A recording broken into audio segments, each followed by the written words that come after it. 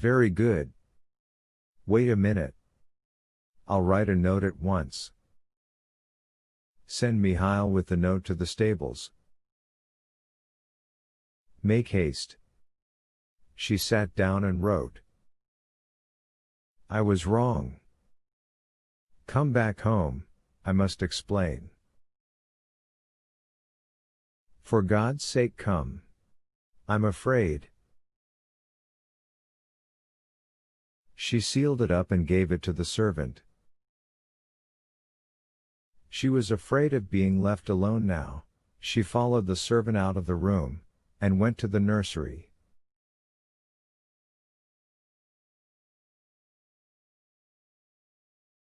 Why, this isn't it, this isn't he.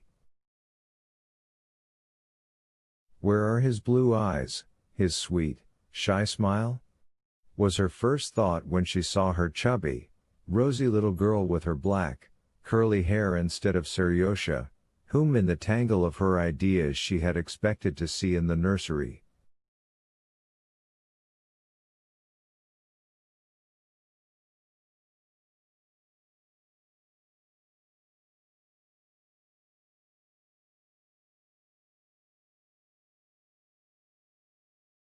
The little girl sitting at the table was obstinately and violently battering on it with a cork, and staring aimlessly at her mother with her pitch-black eyes.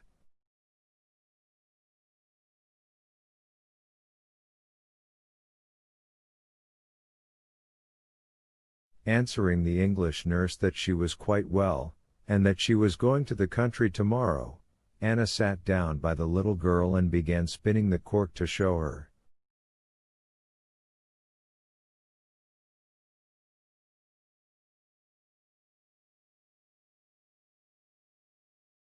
But the child's loud, ringing laugh, and the motion of her eyebrows, recalled Vronsky so vividly that she got up hurriedly, restraining her sobs, and went away.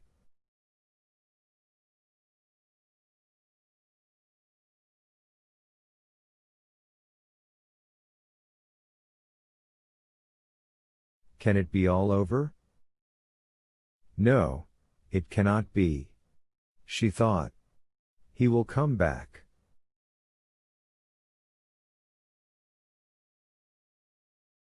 But how can he explain that smile, that excitement after he had been talking to her?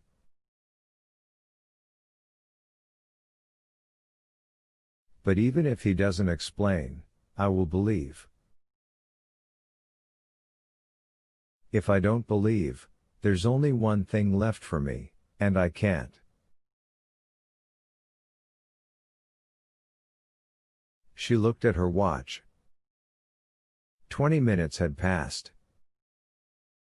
By now he has received the note and is coming back. Not long, 10 minutes more. But what if he doesn't come? No, that cannot be. He mustn't see me with tear-stained eyes. I'll go and wash. Yes, yes, did I do my hair or not? She asked herself.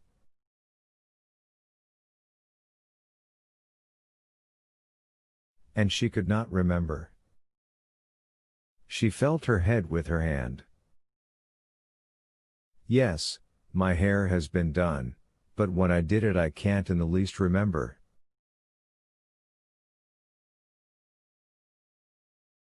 She could not believe the evidence of her hand, and went up to the pier glass to see whether she really had done her hair.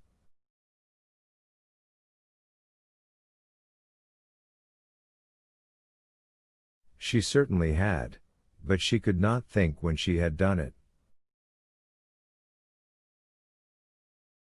Who's that? She thought, looking in the looking glass at the swollen face with strangely glittering eyes, that looked in a scared way at her.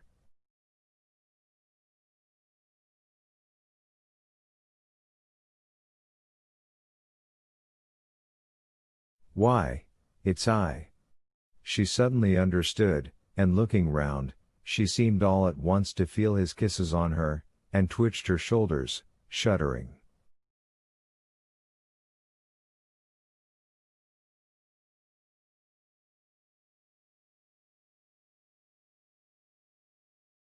Then she lifted her hand to her lips and kissed it. What is it? Why, I'm going out of my mind. And she went into her bedroom, where Anushka was tidying the room.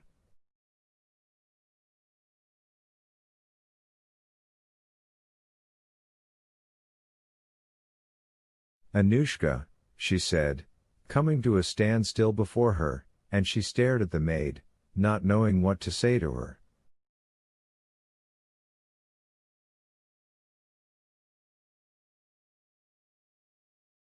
You meant to go and see Darya Alexandrovna, said the girl, as though she understood.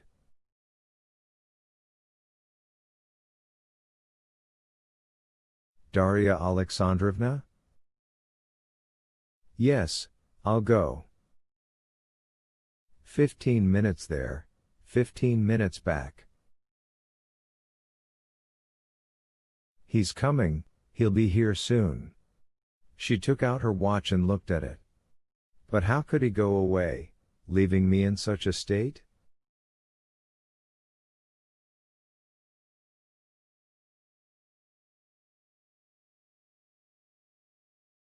How can he live, without making it up with me?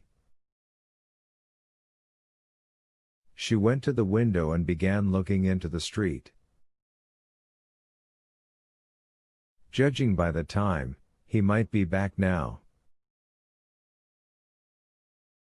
But her calculations might be wrong, and she began once more to recall when he had started and to count the minutes.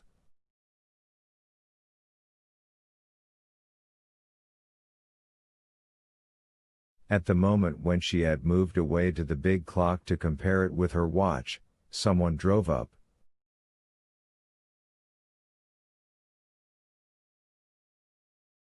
Glancing out of the window, she saw his carriage.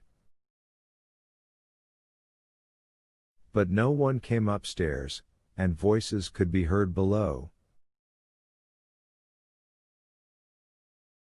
It was the messenger who had come back in the carriage. She went down to him. We didn't catch the Count. The Count had driven off on the lower city road.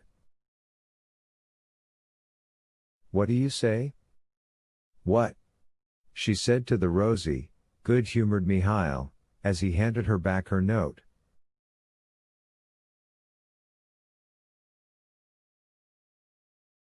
Why, then, he has never received it. She thought. Go with this note to Countess Vronskaya's place, you know? And bring an answer back immediately, she said to the messenger.